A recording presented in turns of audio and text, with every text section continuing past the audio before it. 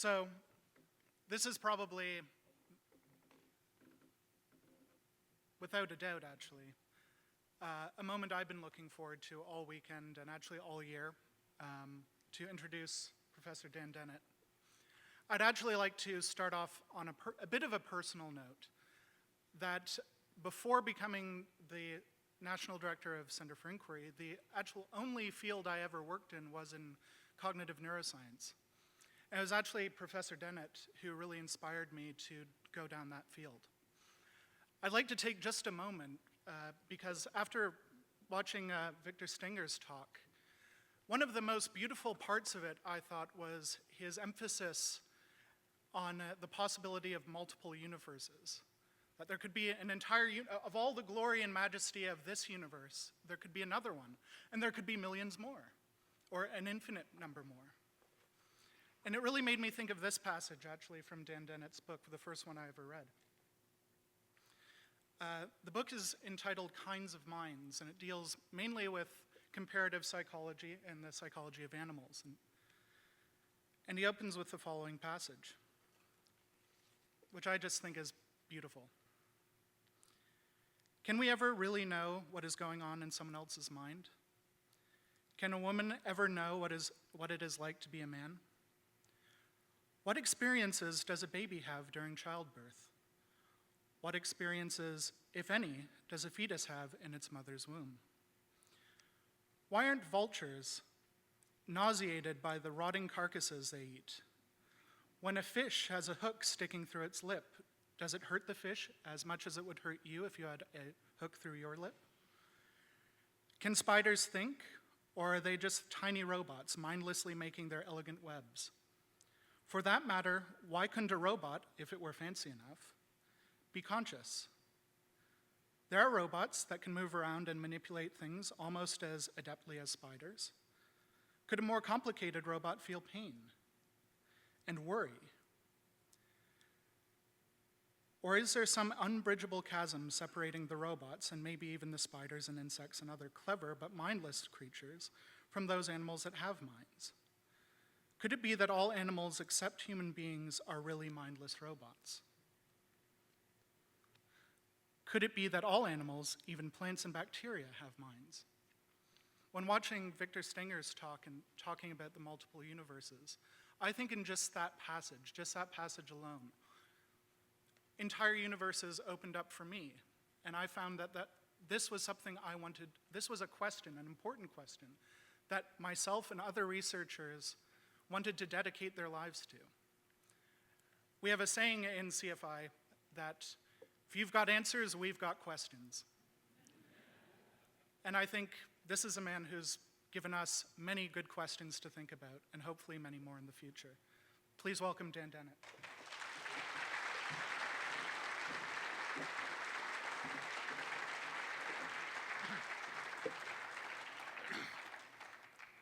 Thanks, Michael and Bill and all of you. This has been a fascinating few days for me. I am honored to be on this stage after the various talks we've heard today and yesterday. So it's really a pleasure to be here. I want to start by asking your indulgence. INR3 sang us a little song, but I want you to sing along with me, and you'll see why in a minute. So I want you to sing along, and some of you may already know this song.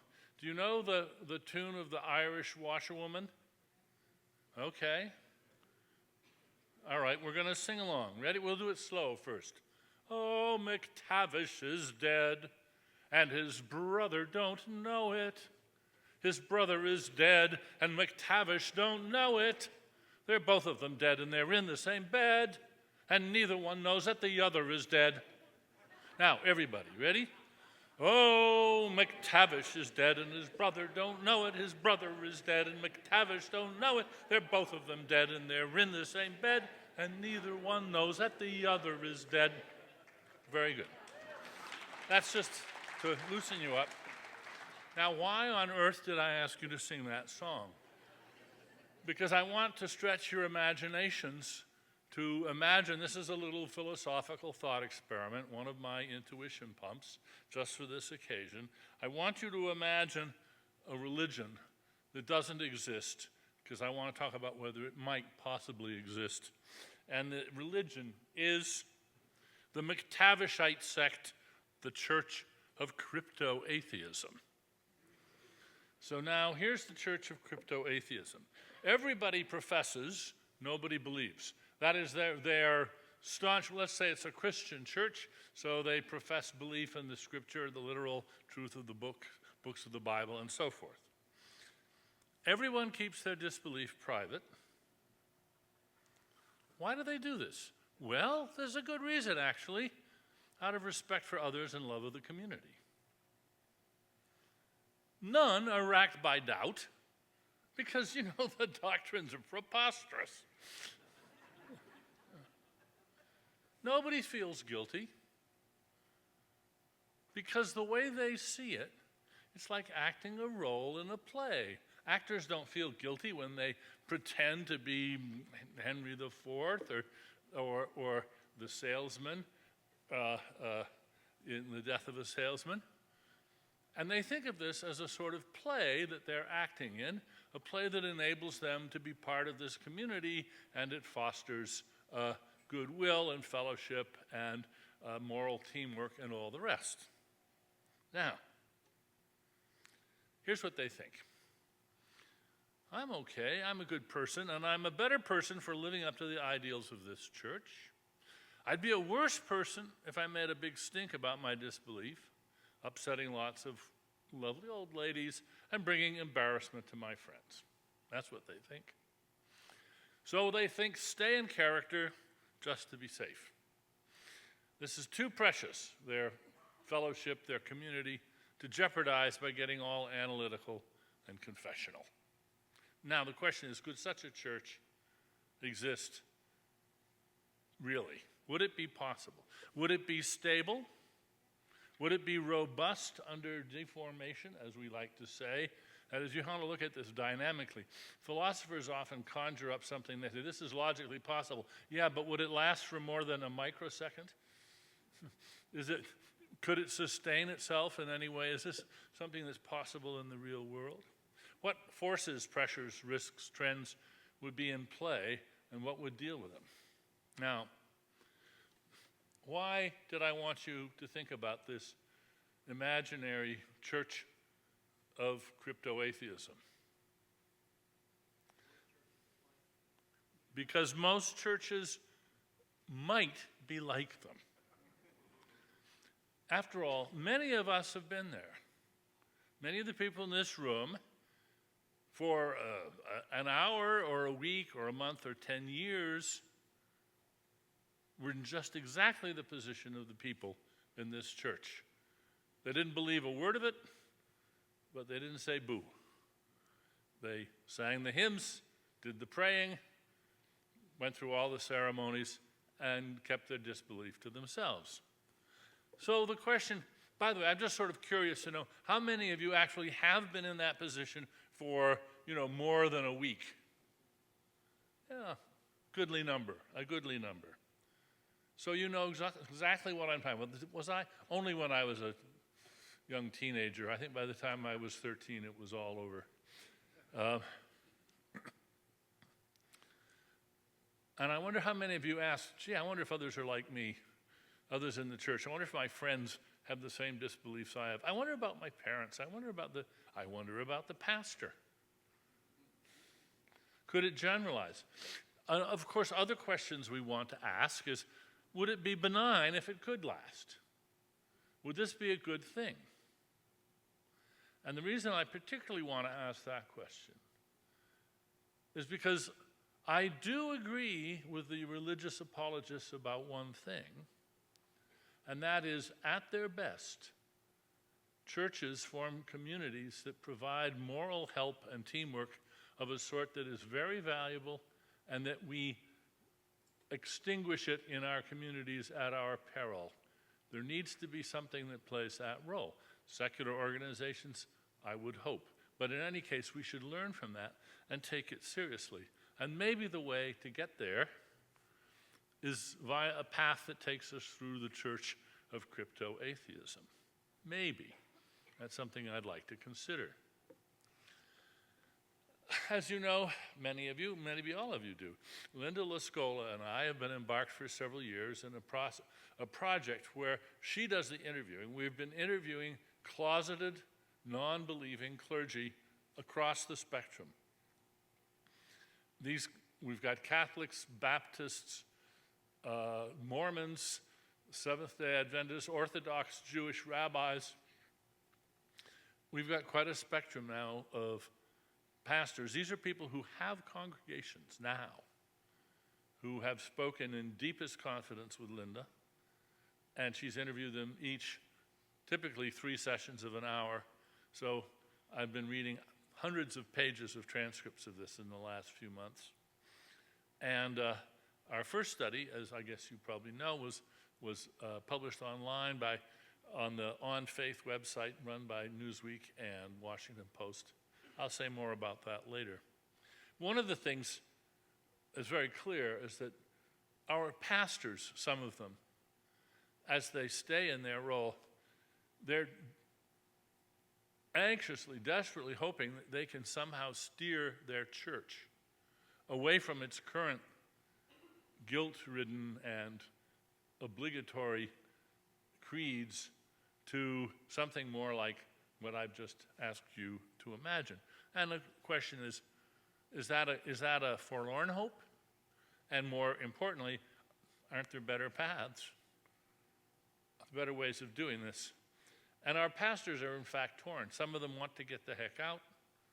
Others want to stay in and see if they can somehow steer their church.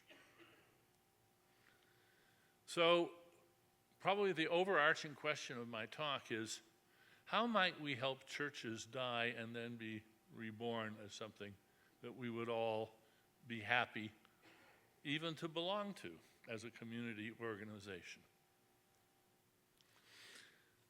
A.J. Johnson has said that the internet is the best thing to happen to atheism since Darwin. And I think she's exactly right. And I noticed that Aaron Ra made much the same claim. He had a slide with showing the sort of birth of the internet, or when the internet became widely available about 1990, and somewhat tongue-in-cheek suggesting that the drop in crime and the drop in religiosity started just about then, and that maybe the internet deserves credit. Well, I want to look a bit more analytically at why that might be and if that might be. What is it about the internet that maybe has that power? And if you want a simple phrase, it would be the demise of secrecy. Let me explain it using not really even a metaphor, it's really quite literal, transparency. If you've read your Stephen Jay Gould and read Wonderful Life, you know that about 530 million years ago, a stupendous event occurred, the Cambrian explosion. Well, it actually occurred over several million years, so it wasn't like overnight. But what happened was that we had a sudden birth, sudden,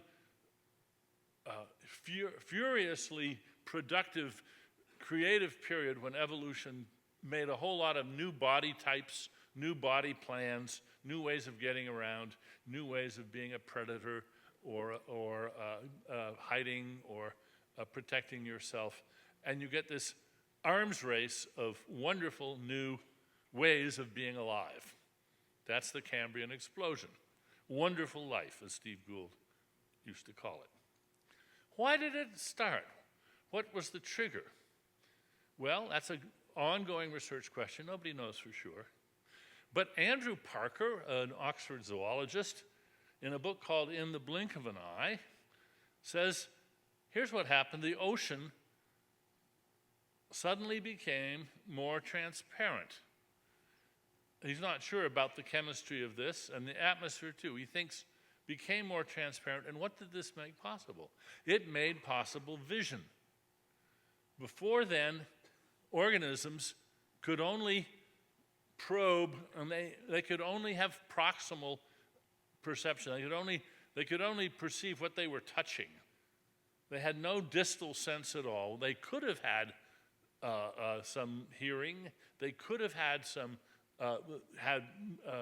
olfaction, but pretty much it was all very local. And then the ocean became transparent, and suddenly eyes became possible. They evolved very swiftly, and they set off an arms race, quite literally. Suddenly, every organism had to play hide and seek, seek your food and hide from the predators, and all of the different strategies soon evolved. The armor, the pinchers, the ways of locomoting. Now they could start moving fast because they could be guided by their eyesight and so forth. Now, as I say, I love the idea. I think it's a very interesting and productive theory, but it isn't proven. So don't walk away from here thinking I've told you that Parker's right. He may be. I hope he's right, but he may not be. In any case, I want to apply the same principle to cultural evolution and the creation of the internet, and suggest that religions evolved for thousands of years, cultural evolution, basically in murky water. They evolved in an epistemological environment where you could only see a few inches in front of your face. Local perception only. You couldn't see the whole wide world, and the whole wide world couldn't see you. And all that changed beginning in the 20th century. Well, actually, it began even earlier than that. Gutenberg, with his Bible, triggered an earlier upheaval. You may remember Martin Luther. This all grew out of the sudden access to printed books, printed articles, printed manifestos. Suddenly, it was a lot more easy for everybody to get written information about what was going on in the world, and religions had to evolve or go extinct. There was an arms race. In the 20th century, we have seen tremendous changes, and the pace is picking up. I like to say that religion changed more in the 20th century than it changed in the millennium before that. And I think it's going to change more in the next 10 years than it changed in the 20th century. It may well be in our lifetime that this building will become the European Museum of Roman Catholicism.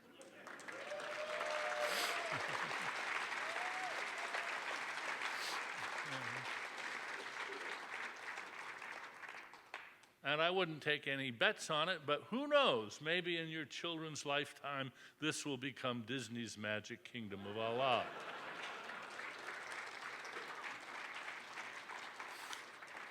And if you think that's just a joke, reflect.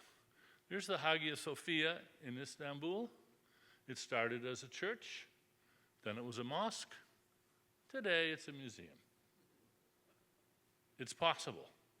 These things can happen, and in the 21st century, it's going to happen fast. Now, to understand this, I like to appeal, as usually I do, to something biological, and I want to think about individual cells. Of course, all living things basically are composed of cells. If they're bacteria, that's all they are, a single cell. But other life forms are multicellular. But right down in the heart of everything, it's cells, the foundation of life. And you can reverse engineer cells, and you discover that they all need three things. They need to capture energy, that's known as metabolism. They got to have a reproductive system so they can reproduce, that's genes. And they have to have a membrane to keep the bad stuff out and let the good stuff in. That's it. The simplest diagram. This is Tibor Ganti, wonderful, brilliant Hungarian theorist.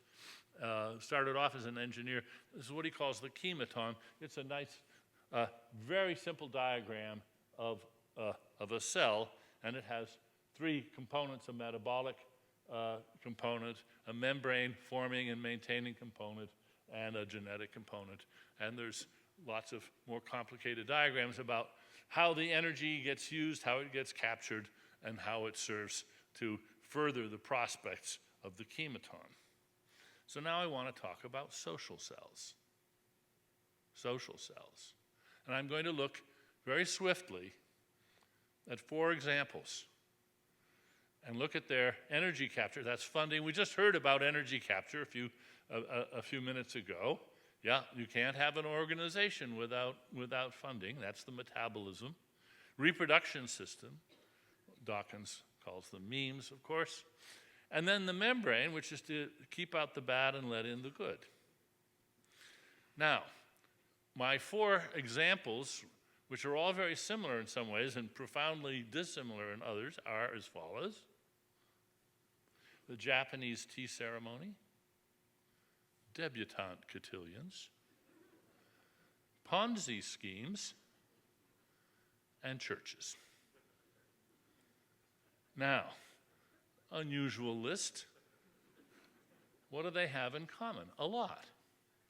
Let's look at the Japanese tea ceremony. When I was in Japan, I was very impressed with this amazing ceremony where the magnificently coiffed and attired young women came in and went through this ceremony of pouring the teas and doing the various other things in a special room. It's all very serious and elegant. It's sort of like a religious experience or a religious ceremony, but it's not really religious. It's very formal, but there's no real religion associated with it. So now, what are its metabolism and so forth? Well, it turns out that the Japanese tea ceremony is a sort of pyramid scheme. Young women, and in a few cases young men in Japan, and upwardly mobile families, they want the social cachet that comes with being trained in the Japanese tea ceremony. So daddy pays big yen to a school where they learn they get trained by older young women who have already been through this. And there's a regular hierarchy, and it moves up, up, up. And by the time you get up to the top, you've got the leaders, the women who run the whole school, and they're competing with women who run other schools. They're actually living. They get paid from this. But all the rest is sort of volunteer work, not just volunteer work, but work that you pay to do. So there's this reproduction. These circles grow, and they're always looking for new members. And there's a membrane. Not anybody can get in. It's socially. There's a social arbiter, in effect, that looks into who is eligible for this, and families vie to get their daughters, and in a few cases their sons, into this mill. Now stop and think about it. There are a lot of young women who, after 3 or 4 or 6 years in this, they'd love to get out. They don't want anything to do with it. But there's such an investment by the family, and they break their parents' heart, and daddy's poured so much money into it already. So they grit their teeth and they stay in, and they train the younger women and so forth. Meanwhile, daddy doesn't like it either. He's paying the bills. It doesn't seem to be worth it to him. But so what it is you have an institution which is self-preserving and self-replicating. It keeps going, in spite of the fact that only a few people in the institution really like it, really dig it, really want it. They're all sort of trapped in this institution. It's cunningly designed not to let go of you easily once you get in. There's, as Herb Gintis and others taught me, there's high exit costs. Now, will the Japanese tea ceremony dissolve in a less socially stratified Japan? Probably. Where this is probably a tradition that's coming to an end. They have wonderful ceramics, wonderful gear, wonderful traditions, but in 21st century Japan, there probably aren't enough families that really want to pursue it, and it's expensive. So this may be on its way out. Is it or was it a good institution? I don't know. And I don't know if anybody knows. Did it at one point serve a wonderful social purpose? Or was it always just a sort of societal upper class, lower class distinguisher where the rich drew ever sharper lines between them and the poor? I don't know whether it's a malignant institution socially or has some benign value. It certainly is advertised as having a benign value, the same benign value that is advertised for debutante cotillions, which is sort of the American version of the Japanese tea ceremony. Debutante cotillions, they have funding and recruitment, and if you want to know more about it, you can do what I did. You can get on the web and start going around to the websites for the various organizations that administer the requirements of various debutante cotillion systems in various cities and around the country. They have chapters where the Japanese have circles. And of course, there's a membrane, and as usual, the membrane costs big bucks to cross. So you get your membrane, you get your energy capture, and your raw material, your working parts through the same portals. This is the website that I got a lot of my information. The committed to standards of excellence in the development of teaching character and social education of today's youth. Right.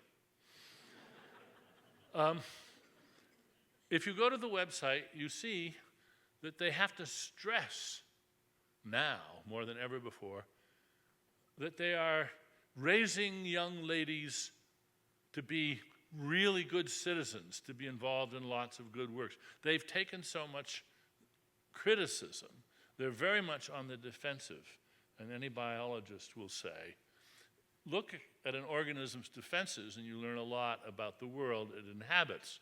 And the cotillion world is just bristling with defenses against the very obvious charge that this is just a superannuated social caste system perpetuated with big bucks and old money and a lot of snobbery. So we get this, the strong emphasis on volunteerism, patriotism, and involvement in community activities. Yeah. Now, will debutante cotillions go extinct? I think they may, and there are a few harbingers. I've noticed that in the Boston Globe and the New York Times, although they cover the debutante cotillions on the society page, there's a little snarkiness in the way they're covered now.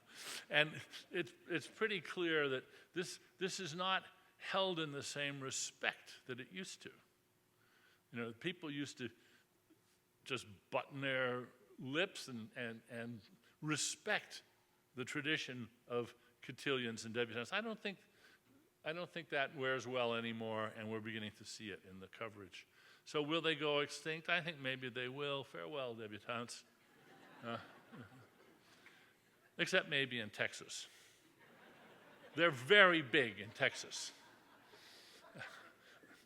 New York City the last debutante will be a middle-aged matron when the last debutante has her coming out party in Houston. Then there's Ponzi schemes. There's Bernie Madoff. Charles Ponzi is the man they're named after, but he didn't invent this. That, by the way, is an interesting question. Who invented the Japanese tea ceremony or debutante cotillions? Nobody invented these things. These are sort of culturally evolved and tinkered with over the years. They've changed so much that you can't identify any particular individuals as the inventors of these.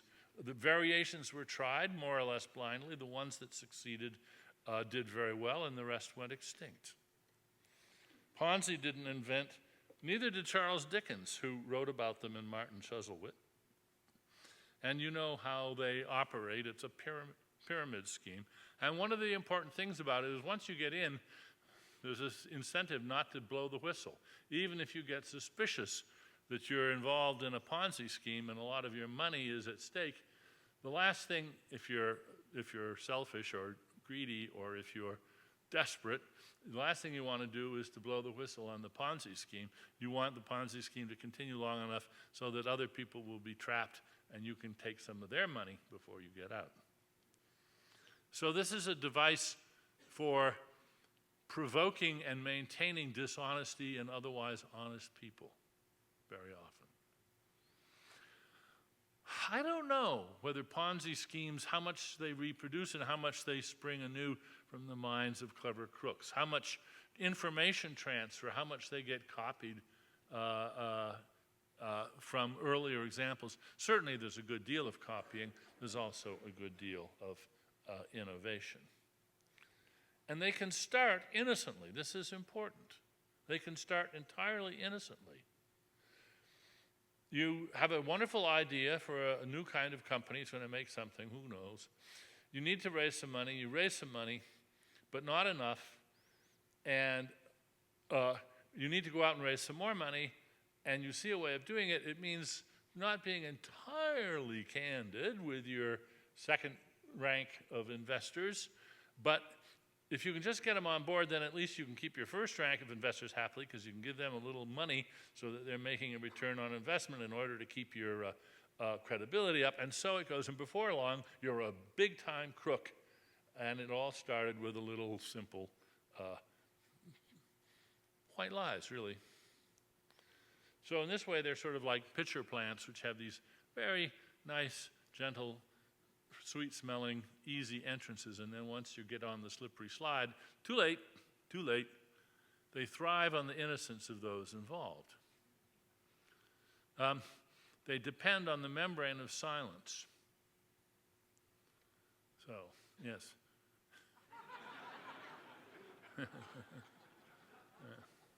Now we're ready for Christian churches as social cells. Energy capture, we know about that. That's passing the collection plate and doing a lot more sort of strong-arm tactics with the richer parishioners. Reproduction, again, is pretty obvious. And the membrane is what I really want to talk about because that's what Linda and I have been looking at. But first, a little bit about the energy capture. There's proselytizing, there's extracting offering, there's the tax-exempt status of religions, which they fight vigorously in courts to preserve, and many of us would like to see that dissolved. Then there's the role of television and the internet in this energy capture. We know the role of that too. I don't have to remind you of that.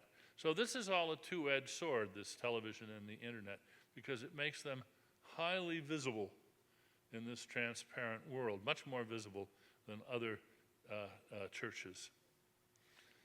Then there's reproduction, and then there's membrane. I want to talk about two membranes, the membrane between the church and the outside world, and the membrane that we're particularly studying, which is between the congregation and the clergy. This is a picture of Linda and me. Linda, this was at a CFI meeting in Washington, D.C. A week ago. I was in town to sell that book you see in the background. And Linda and I were working on the book together. So she's a professional qualitative researcher, a brilliant interviewer who earns the confidence and respect of her participants, who then pour their hearts out to her in a most remarkable way, and she asks wonderful questions. And one of the things that we've learned is how did they get into the pickle they're in? Because remember, these are clergy who have congregations. This is their life. This is their role. They're pastors. They're preachers. They're priests. Whatever they're called. They're rabbis. And they discover that not only do they no longer believe the creed that they are hired to teach, but they can't get out. So they're very much in the position of those people in the church of crypto-atheism.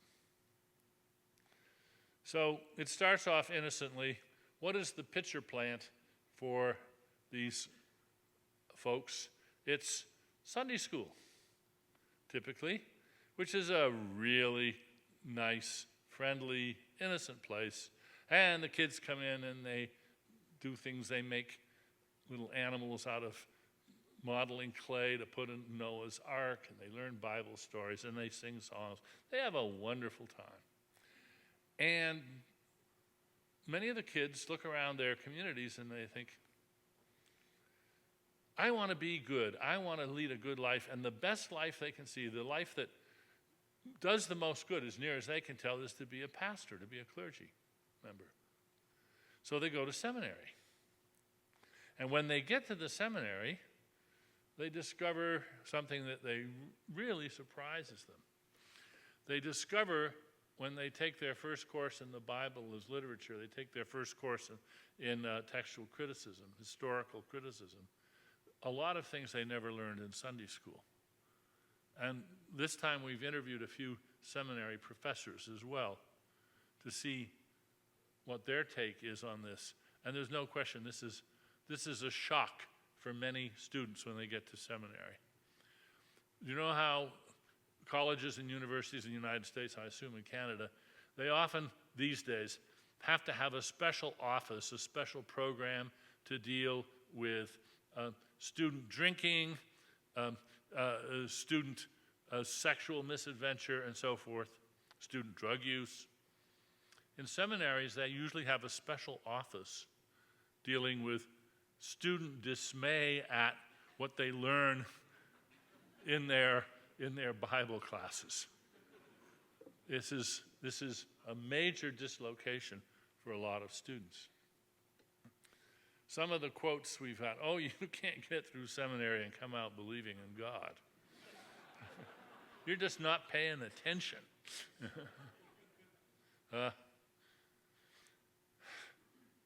And they read books like Bart Ehrman's book, Misquoting Jesus. He's a former preacher and a very good biblical scholar. And because these are bright, good young people with full of energy and wanting to get a good education, they read this, and then they are confronted with a terrible choice early in their seminary life. They could say, oh, I'm out of here. Nope, not for me. I never imagined it was like this. I'm going to do something else with my life. Or, well, I don't know. I think I'll tough it out a little longer. I'll see if I can. I'll reconcile what I'm just learning now somehow.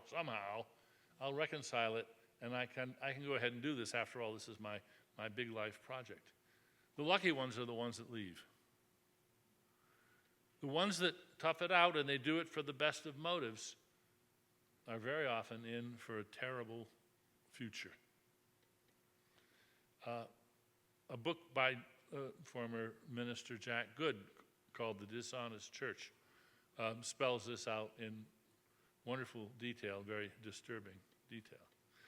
So now we come along with our study. This is where our first study was, in evolutionary psychology and on the web. And what happened in the wake of that was what helped us do the second study. I want to talk about the dogs that didn't bark.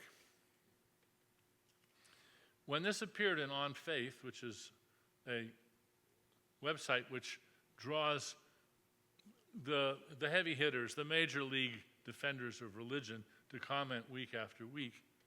So we had Martin Marty and Marcus Borg and John Shelby Spong, if you know those names, and several dozen others. And here's what none of them said. Nobody expressed any surprise or skepticism that we could find half a dozen closeted, non-believing clergy. Everybody in every church knows that it's a big problem. And nobody knows how big it is. Nobody. The pastors don't know, the bishops don't know, the church leaders don't know. They just know that it's a problem. Their anger was directed not at Linda and me, but at our informants. and they were unbelievably hostile to them and condemnatory. And it reminded me for all the world of the hostility of magicians when another magician tells how the tricks are done. You're giving away trade secrets. You're not supposed to do that. You're betraying a conspiracy that you entered without a word being spoken.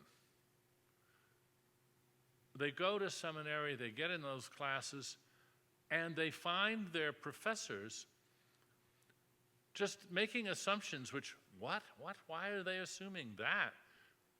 And pretty soon, either they're going to have to challenge the teacher, some of them do, or they sit there sort of shaking their head and wondering what's going on, and before they know it, there's no secret handshake, there's no sign, there's no signing on the dotted line. They're complicit in this systematic hypocrisy where there's what we can say here in the seminary and there's what you can say from the pulpit. And they're two different things. Now, I realize, speaking here now, I'm speaking about Christians only, because that's what I know, that's what we're studying. But I'm pretty sure that the same thing happens in Islam, that the same thing happens in every religion. There's no reason to doubt that there must be, in fact, we know that there are closeted atheist imams. And they no doubt got suckered into this by the same innocent path as the ones that we've been interviewing. We have not interviewed an imam, mainly because I don't want the responsibility of trying to have the kind of security that I think we need to make sure that that person's life was not really in jeopardy. The time may come when we can do this, but I couldn't make any promises, and I didn't want to risk anybody's lives. Neither of us did.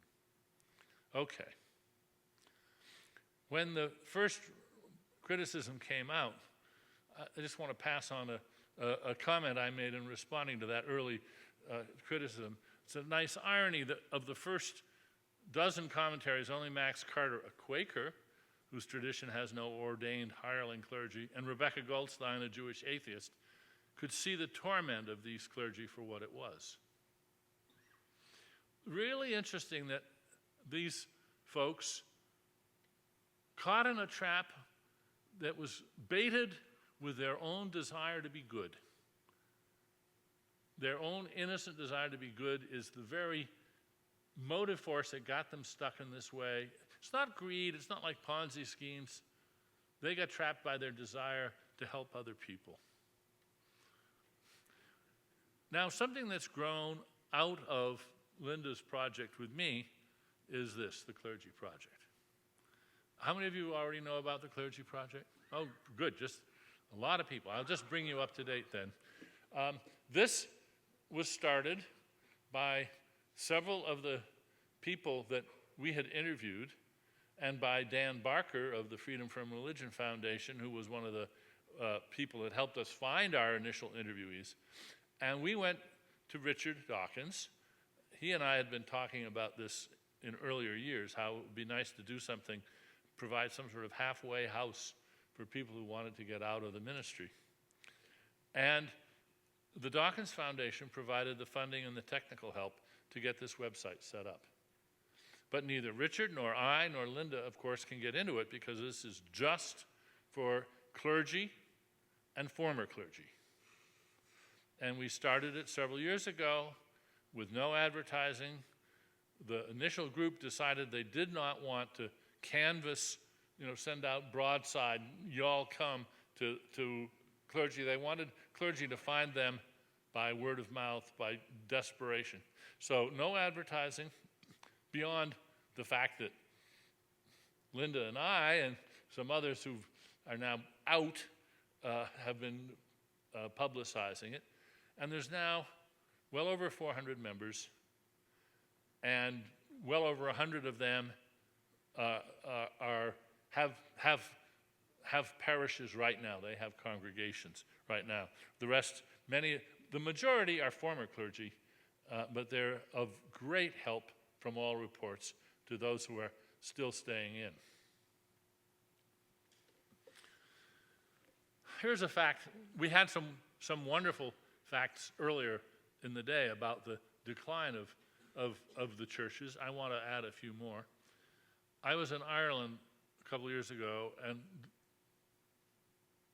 learned that a generation ago there were 3 priests for every parish.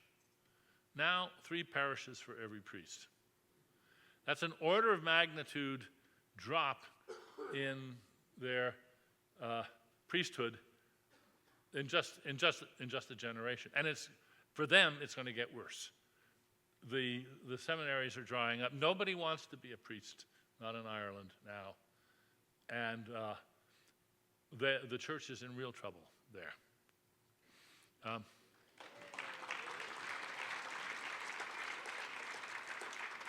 We've heard earlier about the growth of the non-religious, the nun. This is a 1999 diagram.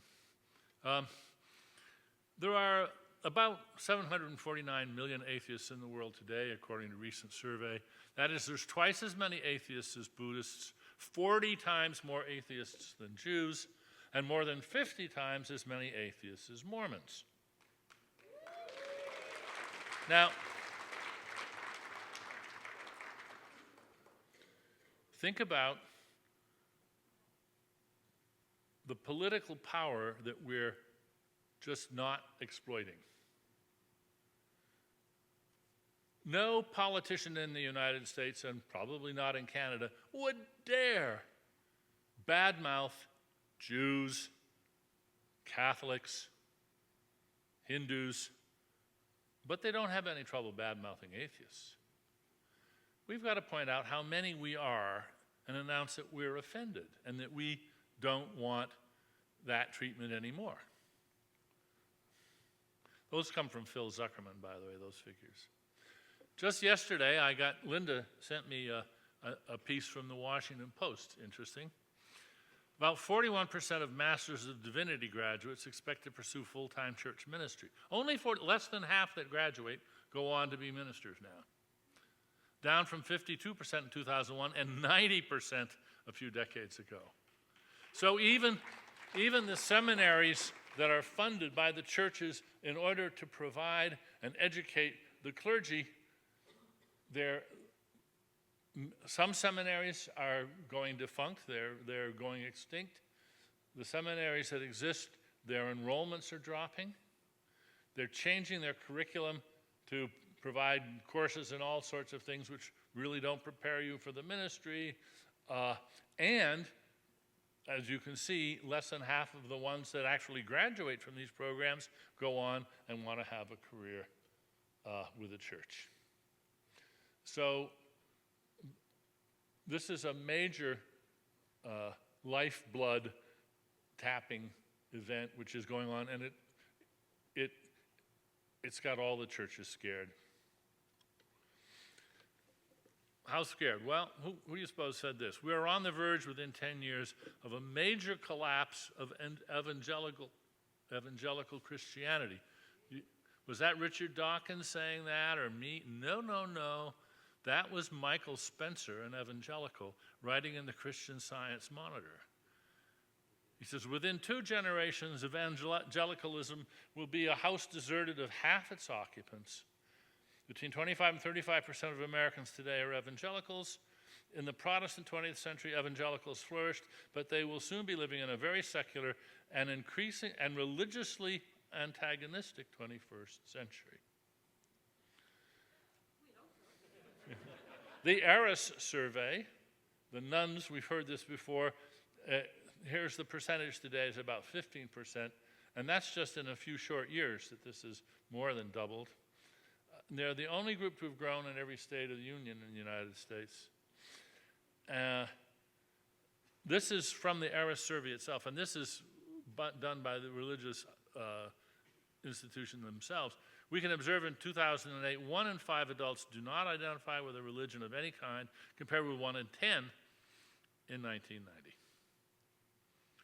Then there's the 4% prediction. This was a study, a demographic study that was funded by the Evangelical Church Consortium, and the conclusion was if current trends continue, only 4% of teenagers will be Bible-believing Christians as adults. When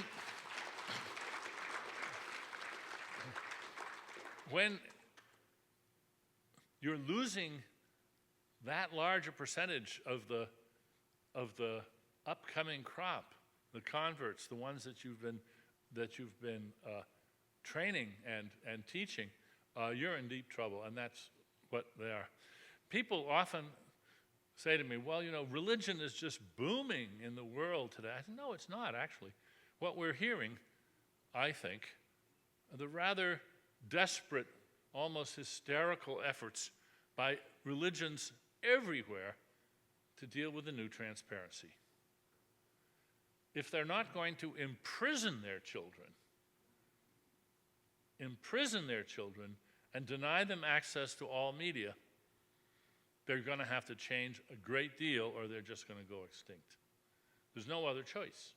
There's no other choice. So the muddy water is getting clear.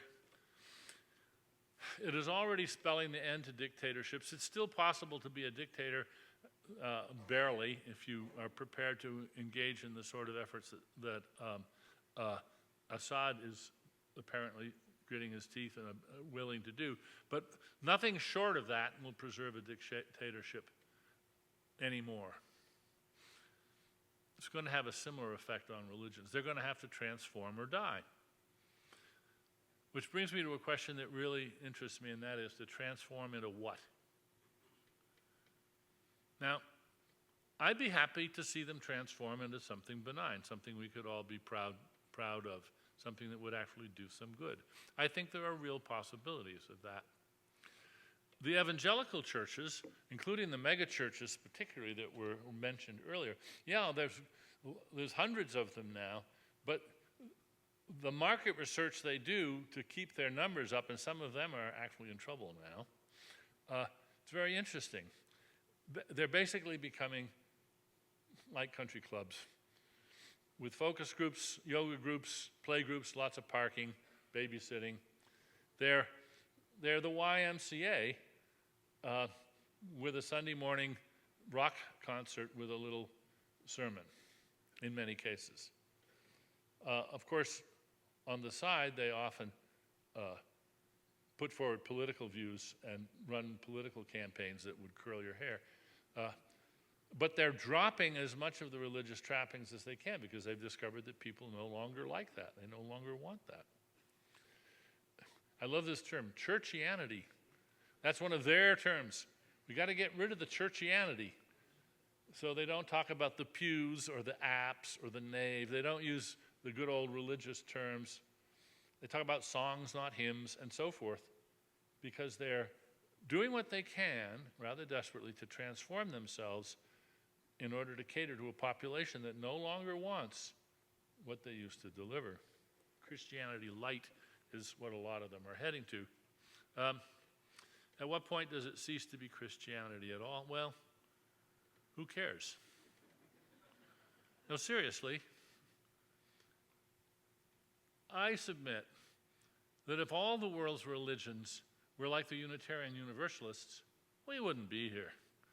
There wouldn't be any point in being, in even expressing any interest in the creeds, because basically they don't have any creed.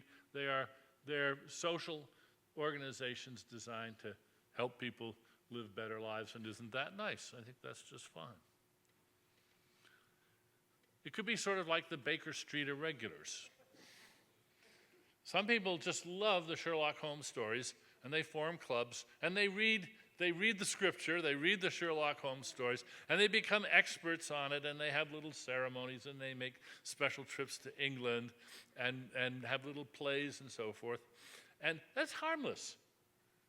I mean, because nobody believes that Sherlock Holmes was either a real human being or a god, the fictional character. So we might well have churches which just simply acquiesced in what we've been telling them. Right, it's fiction. It's all a big fiction. But we like our fiction better than their fiction. We're fans of Arthur Conan Doyle, not Earl Stanley Gardner. And we're fans of the fiction called the Bible rather than the fiction called the Quran, and so forth. A teacher of mine many years ago, Bob Benson, had this great pun. He talked about the church militant and the church triumphant has become the church social and the church bizarre. Nice pair of puns there. And indeed it is, but I want to say a little bit about the church bizarre. Cults. What about those people who still crave stronger fare? They're already a cause for concern, but we can work to adjust the access paths to them. And the main thing about them is that they won't be able to wear the mantle of good works. And that protective coloration, as we saw in the case of the debutante cotillions, the idea that they're helping the community and helping everybody by providing good Samaritans, good citizens, that doesn't arise in cults. And so they will lose the respect and laissez-faire attitudes, political attitudes, that are still maintained by sort of mainstream churches. So what they'll have to do, of course, is appeal to those who are really subversive and who are out to destroy the state or something like that. And I expect I don't want to paint too rosy a picture. I think organized religion is on the verge of serious collapse, but what comes afterwards is not going to be entirely pretty. We heard a little bit earlier about ESP beliefs and generally New Age superstition. We may have that and worse to deal with.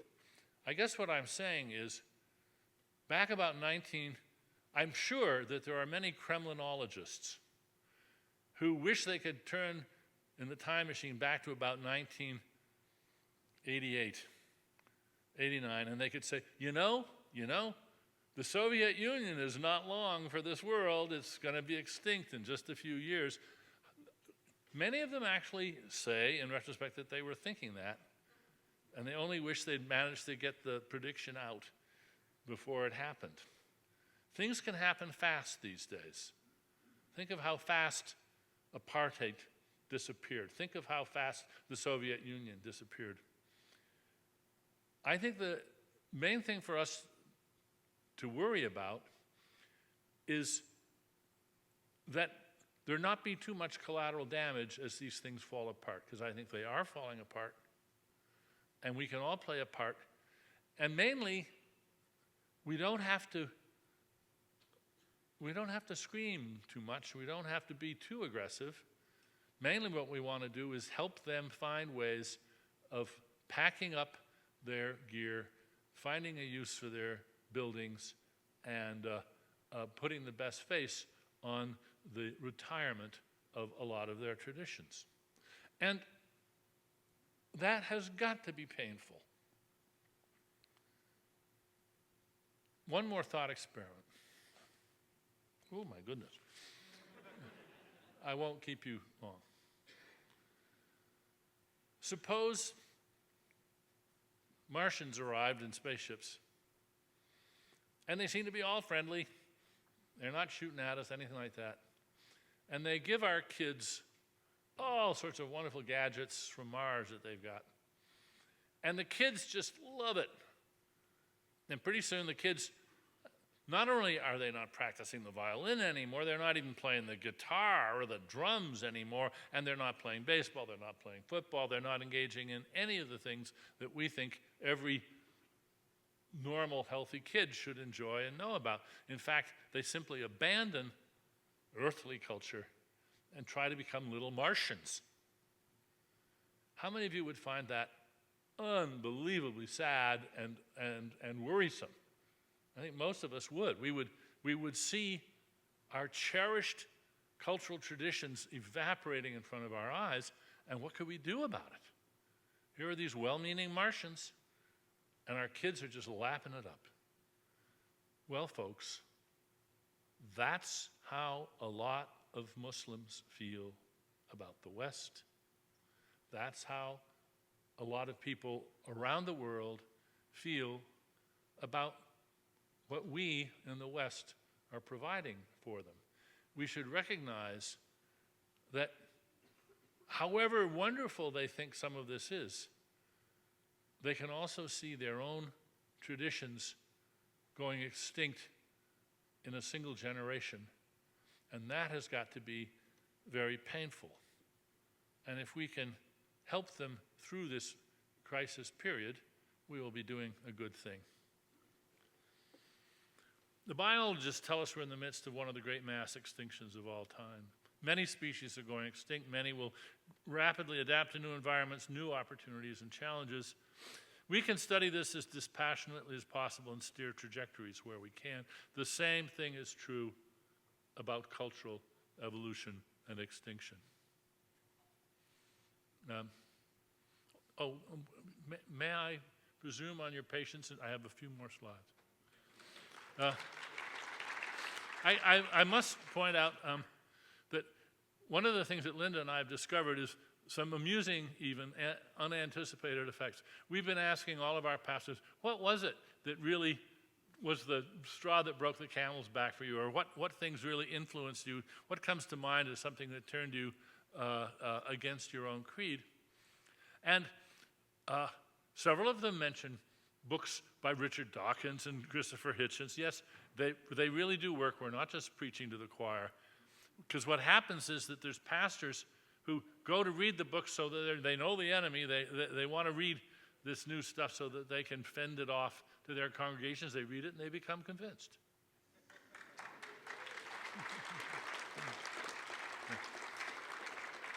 But now, of course, Richard is hoping that to happen, and I'm happy to tell him it does happen.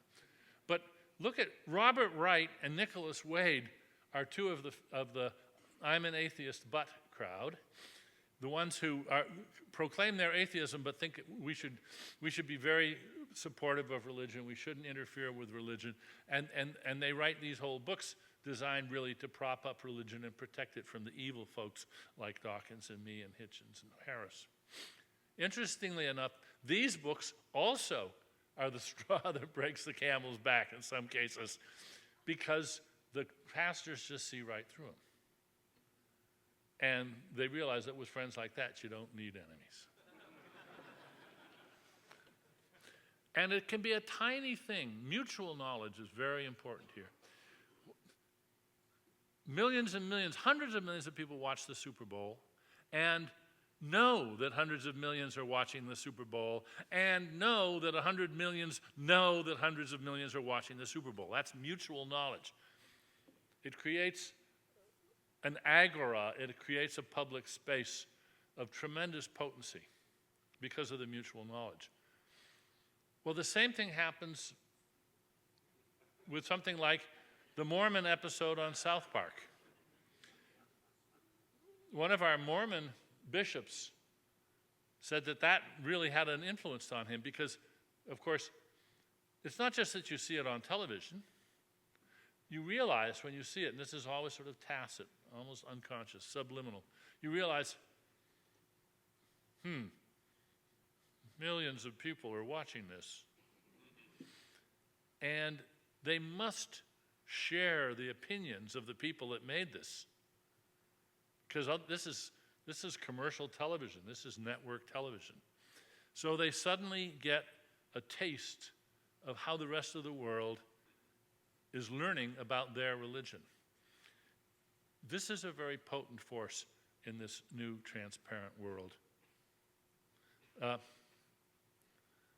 One more case and I'm through. Richard Dawkins interviewed Stephen Weinberger, mentioned earlier, who said he had a friend who was an Orthodox Jew and an atheist. Our Orthodox rabbi watched that on YouTube, and it gave him permission to be an atheist too.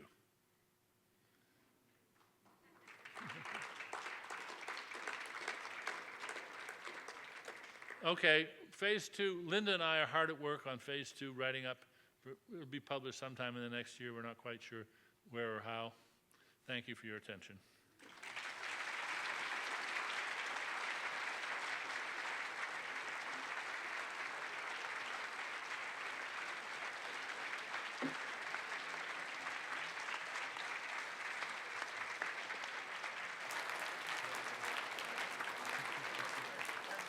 Okay.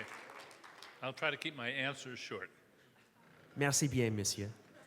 I just wanted to mention earlier on, you showed a picture of the Hagia Sophia in Istanbul, and I was wondering if you're aware, I've heard reports in the last week or so that the Prime Minister Recep Erdogan of Turkey has now authorized an old Armenian church that was a mosque, now is a museum, to be turned back into a mosque in eastern Turkey. And he's using this as a template to turn the Hagia Sophia back into a mosque. And there have been preparations of altars and so forth in Istanbul to do this. And I don't know if you were aware of that, and if so... No, I didn't. Thank you for letting me know that. No, these things can get turned around, and the situation in Turkey is particularly delicate. Yes, as we all know, Tayyip Erdogan has said that democracy is like a train. You can get off at any stop you like. So be very, very careful. Thank you for pointing that out. You're welcome, sir. Sobering thought. Thank you for coming out to Kamloops and for all of your life's work. It's all very fascinating. You always raise very good questions. My question for you is, have you looked into this sort of, I guess, new again phenomenon of atheist churches? Like in London, there's the Sunday Assembly, and in Calgary, they even have a Calgary secular church. And I'll just raise one argument. I heard Sanderson Jones, who founded the Sunday Assembly in London, his argument was we should try to adopt the cultural icons they recognize, and that's why he is fine calling it atheist church, because people sort of get what that is. I just wondered your thoughts on that. Yeah, I've heard about them. I haven't looked at them closely. It's interesting that some of our pastors, when they think about this, they turn away in revulsion because they've been in prison in their churches, and I think they're afraid that too much of some of the constraining features of church, which they've learned to hate, really, will be maintained in the atheist churches. That may not be true. I don't think it has to be true. And I think it's wise of people to take advantage of all the R&D over 2 millennia and more that have gone into making church services inspiring occasions. I think music, art, ceremony, beautiful architecture, all of that, even the smells and bells, if you can put it to good use, go for it. So, but I haven't looked more closely at who's doing what. Thank you for raising the issue. I disagreed with everything you said. No, I just wanted to say that because I thought it'd be more interesting. I thought it was brilliant and entertaining, actually. No, I'm channeling a question from my grandmother, Catherine Patrice Moira of Flanagan Faircloth. And she was kicked out of the Catholic Church because of a divorce. And she raised my dad and taught him Irish literature. And he went on to be the first in our family who got a higher education. It really was because of her. She could not have the opportunity because of him. And so I wanted to say, when I listened to Teslima's speech and to Aruna's speech the other day, that for me, they reminded me so much of what my grandmother did for my dad and for my whole family, that I wanted to say, don't you think they're heroes to all of us? Because they faced danger for doing the right thing. Absolutely. I think, Sean,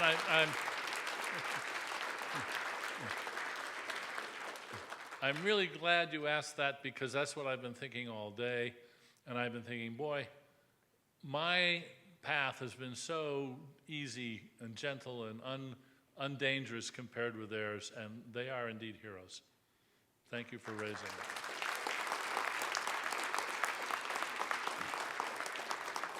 it. Just a quick comment and then a quick question.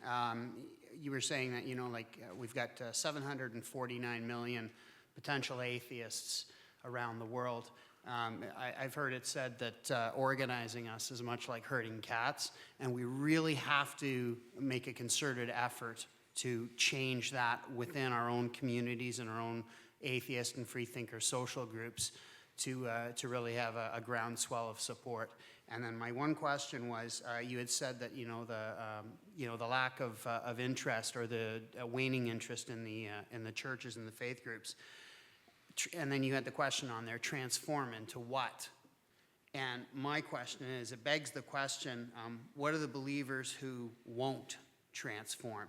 And might we see an increase in fundamentalist violence with fundamentalist Christian groups springing up, much like we've seen with the fundamentalist Islamic Jihad movement that's going on? Well, I think, as I said right near the end, I don't want to paint too rosy a picture. I think it's going to be a harrowing ride in the 21st century, but we want to inform ourselves as best we can to see what we can do about it and recognize the danger signs for what they are. The situation, for instance, comparing Islam with, say, Christianity in North America, the organization is so different that I think it would be hard for some of the, for something analogous to Islamicist takeover is, if you try to imagine how it would go, I think it's rather unlikely. I think instead, what we may see, and I really look forward to the day when we see this and where we'll be ready with the counter-argument, is when religious groups fallen on very hard times come appealing to the government for help to keep the fabric of their churches going, and just, they'll come and say, this is a cultural treasure, can't we get government help? And first the answer is, well, you've been getting government help for centuries with the tax break. Yeah, you can have government help by secularizing the whole thing. We'll help you keep the roof on. But we should be ready with counter proposals so they can't just go on doing their religious activities now directly subsidized with government money. There's problems like that in Europe. Now, your comment about the analogy about the Martians made me think about how, as somebody who was raised as a devout atheist, I still love Handel's Messiah, the music of Bach, and so with the case of Islam, I guess I'd want some comments and corrections from people who were raised in Islam. My impression is that the Wahhabi Muslims have been kind of suppressing things like the Sufi music and art, and the things that are analogous to Handel's Messiah and Bach's. Yes, I think you're right. The Wahhabis are sort of the ultra Puritans of the Islamic world, as I understand it. I wasn't raised in Islam, but was raised in Beirut, and have Islamic friends, and have loved Islamic art and architecture since I was, a kid. And I think there's great treasures to be preserved, but we don't have to preserve everything. Yeah. We can preserve the good and make it clear that we want to preserve the good. We want them to preserve the good, but we certainly don't want everything that has come with it recently. Yeah. Well, Irshad Manji has a nice book on this. She's a Canadian, or she's living in Toronto. She's a Canadian citizen now. And her book, I think it's called The Trouble with Islam, isn't that right? Yeah. And she talks about the wonderful cultural flourishing that was then really suppressed some centuries ago, and how good it would be to get back to the great flourishing of Islamic culture. Yeah. I just get the impression that the Islamic Puritans are suppressing everything that's worth preserving in Islam. Destroying. Yeah, I'm afraid that's sort of true. Yeah. Anyway. But others here know more about it than I do, I'm sure. Just in regards to the, I guess, the decline in the evangelical movement, also the decline or the state or the non-inclination of particularly in the North America with faith groups, and then the subsequent increase of those of the non-believers. Are the evangelicals and alike aware of why they're losing their numbers, or even in a position to really do anything about it because of that? Well, they're certainly trying to study this as intensely as they can. They've got focus groups and research that they're funding. And I don't know, I dare say they're not making all of their results public. It'd be really interesting to know. I was just curious if in your travels with Linda, you've run into the Society for Creative Anachronism and how it plays into the decline of churches. No, I know about them, but we haven't run into them. You want to say something about it? Well, I was just curious if you noticed whether they were growing as a result of that, or if there was any connection between the two. 'Cause it seems- It might be. It might be, but I don't know. Yes, I'm a Unitarian Universalist and an atheist. It's the only church I could possibly ever go into. Yeah. My question is, if you're familiar with Alain de Botton's Religion for Atheists book, that seems to me that, as he points out, that religion does, apart from the supernatural, still fulfills a number of roles. And that, in fact, he recommends that we adopt things like having institutions that can further atheism. And I kind of see our Unitarian Church as trying to do that. But can you comment on that in terms of what his ideas about adopting some of the techniques of churches for atheism? In general, I think that's a good policy, as I've already said. I'm not particularly fond of his particular vision of this. I think we can do better, and we should do better. I've been thinking a good deal about repurposing churches. And I think there's some wonderful roles for them to play that are really important. Yeah. And, but I'm hatching a big scheme on this, but I'm not going to talk about it here. Okay. Next year. Are you aware of, I know in the Catholic Church and other churches, that as they're losing ground in, say, North America, Europe, they're focusing on the so-called third world countries? Oh, yes. I'm wondering if you're aware of that, if you could comment on that. Yeah, they are, and with success, and it's not so hard to see why. Wherever people are in distress, wherever there's poverty and disease and insecurity, that's where religion flourishes. So they go into those areas and they gather up all the lambs, and it's interesting that the Catholic Church is losing ground in South America and Central America to Protestant evangelists and sort of missionary groups. So they're losing big time in Europe. They're basically, on their deathbed. In America, they're losing ground a lot. In South America, in the Americas, they're losing ground. But alas, in Africa, and weirdly enough, they're actually growing, in places like China. It's amazing. But they have a long way to go.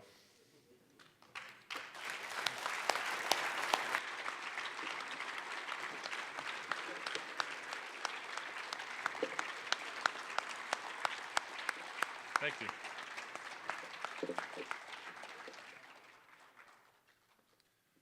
All right, just want to mention that the CFI dinner is in Ballroom A, which is the second one down on the left up here, and I think they've already moved the bar over there. And thanks to all of you so much for coming to INR3, because that's what it's all about. I hope you've all had a wonderful time, and I wish you a safe trip home, those of you that are leaving, and I hope to see you again at INR4. Thank you so much. Thank you.